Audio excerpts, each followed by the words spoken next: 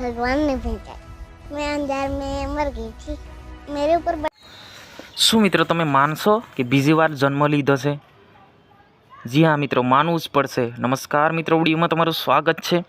સૌથી મોટા સમાચાર આપણને મળી રહ્યા છે. મિત્રો તમે વિડીયોને છેલ્લે સુધી જોજો, કેમ કે આ જે દીકરી તમે જોઈ રહ્યા છે એ પૂર્ણ જન્મ લીધો છે, યાની કે બીજી વાર જન્મ લીધો છે. તમે યકીન ના કરો, પણ વિડીયો જોયા પછી તમે પણ હા સાચી વાત છે એમ તમે માનશો.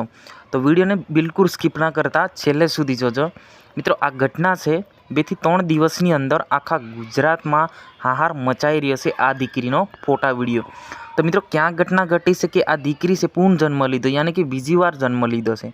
જ્યાં મિત્રો આ સત્ય છે, આ થયેલું જ છે. તો આપણે જોઈ લઈએ.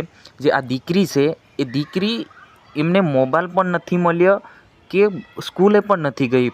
જ્યારથી એમનો જન્મ થયો બોલતા થયા એ હિન્દી જ બોલે છે. તો શું આવું બની શકે?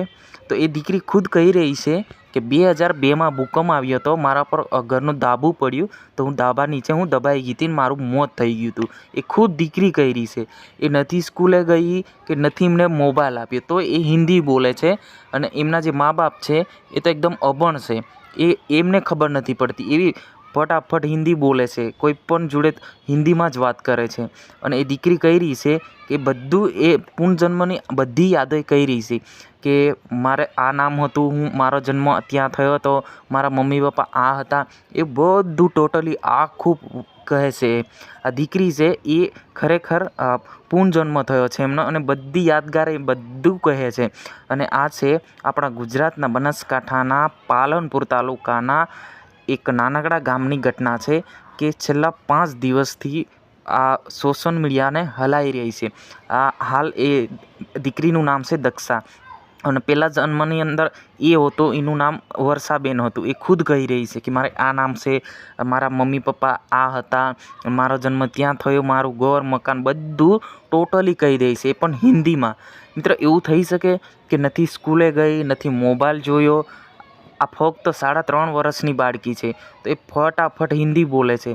અત્યારના બાળકો આપણે જોવા જઈએ તો કેટલું બધું 8મા ધોરણ સુધી બાળકો આવી જાય તો હિન્દી બરાબર આવડતું નથી. પણ આ દીકરી છે એ પૂર્ણ જન્મ થયો છે અને બધું યાદગાર બધું આપે છે કે 2002ની અંદર ભૂકંપ આવ્યો હતો અને હું ભૂકંપની મતલબ હું દાટાઈ ગઈ, મારા પર મકાન પડ્યું, ઘર પડ્યું, એટલે હું મોત થઈ ગયું હતું મારું.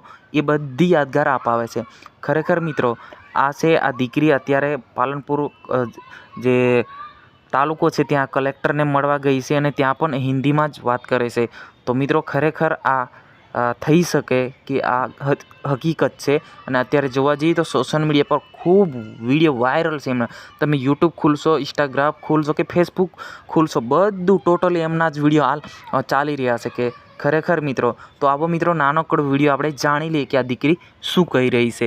મિત્રો વિડીયો જોતા પહેલાં ચેનલ પર નવા આવ્યા હોય તો ચેનલને સબસ્ક્રાઈબ કરી મૂકજો. આવી આપણે જોઈ લઈએ. भगवान ने भेजा। मैं अंधार में मर गई थी। मेरे ऊपर बड़ा सा ढपक रहा था वैसे लक्ष्य